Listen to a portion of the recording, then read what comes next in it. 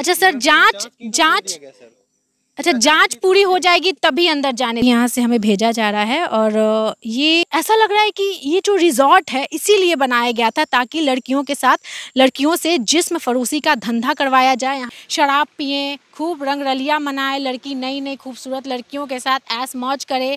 जगह है, ये जो माहौल है, हमें डर लग रहा है कि आखिर उस समय लड़कियों पर क्या बीतता होगा, क्योंकि ये सिर्फ अंकिता की कहानी नहीं है। यहाँ पर जितनी लड़कियाँ काम कर रही थी सबके साथ ये सारी चीज़ें हो रही थी। पुलिस नमस्कार, आप देख रहे हैं आर्यन न्यूज़ और मैं हूँ आपके साथ निभा सिंह। अभी हम उत्तराखंड के ऋषिकेश में हैं। पटना से चलकर हम ऋषिकेश इसीलिए आए हैं क्योंकि बहुत दिनों से एक न्यूज़ आप लोग सुन रहे होंगे। जी हाँ, अंकिता भंडारी इसी रिजॉर्ट, सामने वाले रिजॉर्ट में काम करती थी। 1 महीना हुआ था काम कर रही थी, लेकिन उनके साथ जो हुआ है, भगवान न करे किसी लड़की के साथ हो, क्योंकि उसके साथ उनके ही मैनेजर पुलकित ने उन्हें जिस्म फरोशी के धंधे पर उतारने की कोशिश की, जो कि अंकिता को बिल्कुल गवारा नहीं था, जिसके कारण पुलकित के साथ उसके और दोस्त और यहाँ के एम्प्लॉय ने मिलकर अंकिता को नदी में फेंक दिया। यहाँ पर पुलिसकर्मी हैं, रिजॉर्ट को तोड़ा फोड़ा गया है, पुलिस के द्वारा फोड़ा गया है। कैसे तोड़ा गया है हम बात करते। देखिए यहाँ पर सुरक्षा कर्मी भी है और ये जो जगह है, बता दें जगह इतनी सुनसान जगह है। दिखाइए ना ज़रा, चारों तरफ दिखाइए, पेड़ पौधे झाड़ियाँ हैं और ऐसा लग रहा है कि ये जो रिजॉर्ट है इसीलिए बनाया गया था ताकि लड़कियों के साथ लड़कियों से जिस्म फरोशी का धंधा करवाया जाए। यहाँ पर खूब दारूबाजी चल रहा था, खूब नशेबाजी चल रहा था। मतलब यहाँ पर ये जो जगह है, ये जो माहौल है, हमें डर लग रहा है कि आखिर उस समय लड़कियों पर क्या बीतता होगा, क्योंकि ये सिर्फ अंकिता की कहानी नहीं है। यहाँ पर जितनी लड़कियाँ काम कर रही थी सबके साथ ये सारी चीज़ें हो रही थी। पुलिस कर्मियों से बात करेंगे ना, नहीं पहले पुलिस कर्मियों से बात करते हैं, आइए।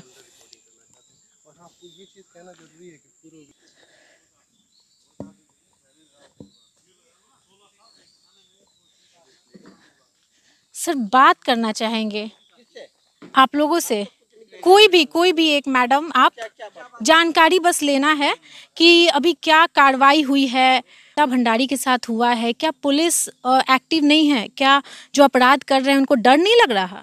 एक्टिव है, पुलिस पूरी एक्टिव है, तभी तो अपराध नियंत्रण में आएगा। नियंत्रण में आएगा मैडम? बिल्कुल आएगा। तो कब? तो कहते हो उनके पिता भी मना कर रहे हैं कि नहीं मेरे बेटे ने कुछ नहीं किया है। इस बारे में तो मैडम मैं कोई टिप्पणी दे ही नहीं सकती हूँ जब तक न्यायालय उसको साबित ना कर दे। मैम यहाँ हर दिन पुलिसकर्मी मौजूद रहते हैं, हर दिन? जी, दिन रात जी। मतलब हत्या के बाद में आप लोग यहाँ पर एक्टिव? जब डेड बॉडी मिली है, जब हमको सूचना मिली है कि गायब है, क्योंकि ये राजस्व क्षेत्र है, पुलिस का क्षेत्र नहीं था, ये पटवारी क्षेत्र है। तो पटवारी के साथ ही होती रही हैं बातें, और पटवारी को उन्होंने जो भी सूचना दी होगी उसका जैसे ही पुलिस को मिली उसी दिन पुलिस ने अरेस्टिंग कर ली। पुलिस बहुत एक्टिव है। एक्टिव है मैम जी।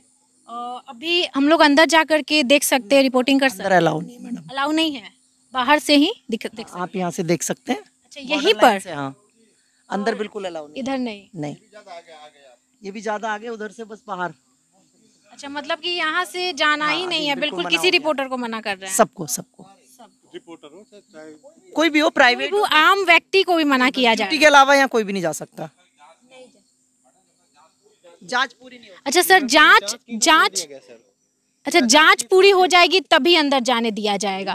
सर मेरा सवाल है कि ये रिजॉर्ट को किस तरह से तोड़ा गया है, कौन तोड़े हैं? पुलिस? हाँ? मतलब बहुत ऐसा हो रहा है। नहीं ये ऑनलाइन पर सुनो, मुझे फोन आ गया डायरेक्ट।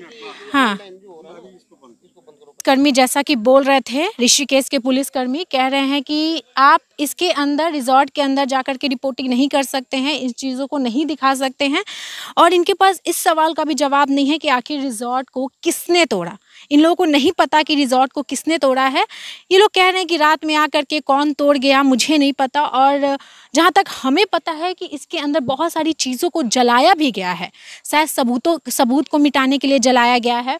और ये पूरा रिजॉर्ट ऐसा लग रहा है कि जैसे कि खंडर बन गया है और बुलडोज़र इस पे चलाया गया है, क्योंकि देखिए जिस तरह से ये पूरा खिड़की बना हुआ है, बड़ा सा दीवार को तोड़ा गया है, ये बुलडोजर रात में चला है और यहाँ के प्रशासन को नहीं पता है। ये आश्चर्य की बात है। आश्चर्य की बात है कि रात में कोई आकर के इतना बड़ा कांड होता है, रिजॉर्ट को तोड़ दिया जाता है। यहाँ पर पुलिसकर्मी बोल रहे हैं कि हमें पता ही नहीं है, जा करके आप थाने में पता करो। जब यहाँ पर बैठे पुलिसकर्मी हमसे बात नहीं कर रहे हैं तो थाने में हम क्यों जाएं? बताइए, जब आप 5, 6, 7 की संख्या में आप पुलिसकर्मी हैं, हेड हैं, अधिकारी हैं, इन लोगों के पास सवाल का जवाब नहीं है। मतलब इतनी बड़ी घटना हो जाती है और इतनी बड़ी घटना हो जाती है, लेकिन यहाँ के पुलिसकर्मियों को नहीं पता, जबकि कह रहे हैं कि हम तो एक्टिव हैं। वाह पुलिसकर्मी, क्या बात है। ठीक है, तो यहाँ से हमें भेजा जा रहा है और ये इतनी बड़ी घटना हो जाती है। टीम गठन होने के बाद कह रहे हैं कि हम अंदर जाने देंगे और हमें यहाँ से भगाया भी जा रहा है।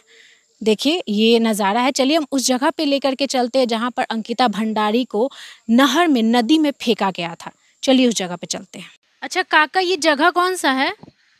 ये है जी गंगा भोगपुर गांव। गंगा भोगपुर गाँव। हाँ जी। अच्छा, तो ये जो रिजॉर्ट है जहाँ अंकिता काम करती थी वो आसपास है ना? वो करीबन आधा किलोमीटर दूरी पर। आधा किलोमीटर दूर। हम लोग अभी वहीं से आ रहे हैं। ठीक है, आप लोग को कभी भनक हुई कि रिजॉर्ट के अंदर ये जिस्म फरोशी का धंधा वंदा होता इसका है? तो बाद ही में पता चला है।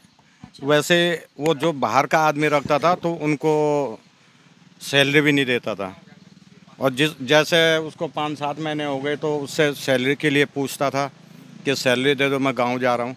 तो उसके बाद पता क्या करता था, वो बोलता था तेरे घर तक का किराया कितना लगता है।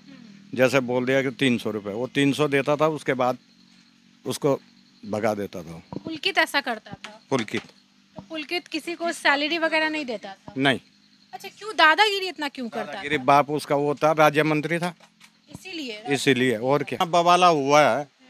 तो अब तो दोनों पटवारी सस्पेंड हो गए। सस्पेंड क्या, एक तो अरेस्ट कर दिया कल। अच्छा, पटवारी भी अरेस्ट हो गए? हाँ, यानी उनको भी सूचना थी, कि रिजॉर्ट में ऐसा होता है। वो वहीं रहता था, एक रूम उसको फ्री में दे रखा था पटवारी पटवारी को। अच्छा, तो यहाँ पे हाई प्रोफेशनल लोग आते होंगे, हाई प्रोफाइल वाले लोग आते होंगे, तो आप लोग तो आते जाते देखते रहते होंगे? नहीं, उसके अंदर कोई नहीं जाता। रिसोर्ट के अंदर हम लोगों का जाने का मतलब ही नहीं होता। हम तो गांव के हैं, अभी खेत से आ रहे हैं, सीधे अपने घर चले गए। अच्छा, घटना से पहले आप लोग को जानकारी थी कि ऐसा होता है? ये मार पिटाई का तो पता था, बाकी इसका तो पता बाद ही में चला। मतलब हमेशा शराब पी करके लोग झगड़ा वगड़ा करते रहते थे कहाँ? रिजॉर्ट में? नहीं तो मार पिटाई मतलब किस चीज का? वही करता था, वही पुलकित? करता था। पुलकित आ रही है। पैसे मांगे, 3 महीने की तनख्वाह हो गई और पैसे मांगे, उसको अलग कमरे में बंद करके ले जाना, उसको मार पिटाई करना, वो हाथ पैर जोड़ के भाग जाता था। अच्छा, मतलब पुलकित पूरा दबदबा बना के रखा था, है ना? हाँ, मंत्री का लड़का था ना वो। राज्य मंत्री था बाप, इसीलिए पुलकित आ रहा। भाई भी अब दोनों सस्पेंड कर दिए, पार्टी से निकाल दिए। यहाँ पे शराब तो पूरा खुलेआम मिलता है ना? शराब बंदी तो नहीं है ना? नहीं मिलता जी। शराब बंदी नहीं है ना? नहीं, शराब मिलता है ना? बंदी है, लेकिन यहाँ पे कोई ठेका नहीं है। हाँ, वहाँ तो पूरा शराब बिकता था, शराब पीते थे लोग। वहाँ पीते थे लाके। अब जिसने रिसोर्ट बना रखा है वो खुद दारू की व्यवस्था करेगा। भैया आपको दारू चाहिए, ये रिजॉर्ट जो तो व्यवस्था कौन कराएगा? रिसोर्ट वाले। अच्छा, ये जो पुलकित आर्या है उसी का रिजॉर्ट था ना? उसी का रिजोर्ट था। वो ये सब कांड पीछे उसके आंवले की फैक्ट्री थी, उसकी आड़ में।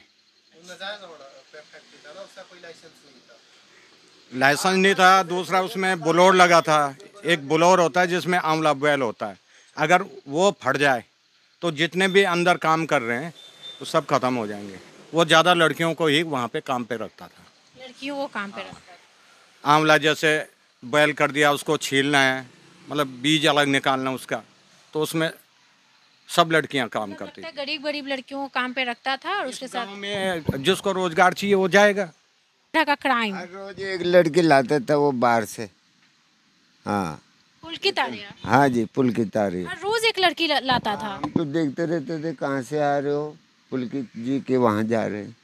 तो लड़की खुद आती थी क्या, मतलब कैसे जाती थी, पैदल या फिर गाड़ी वाड़ी पे? स्कूटी, बाइक, कार, ऐसे उसका तो धंधा ही बना रखा था। रिसोर्ट का तो नाम था। मतलब खूबसूरत लड़कियों को अपने काम पे लगवाता था? काम पे लगवाता था कि क्या करता था क्या नहीं करता था, ये तो भगवान। पैसा इतना था उसके पास कि बहुत अति 10,000 करोड़ से भी अधिक उसकी प्रॉपर्टी है। क्या काका?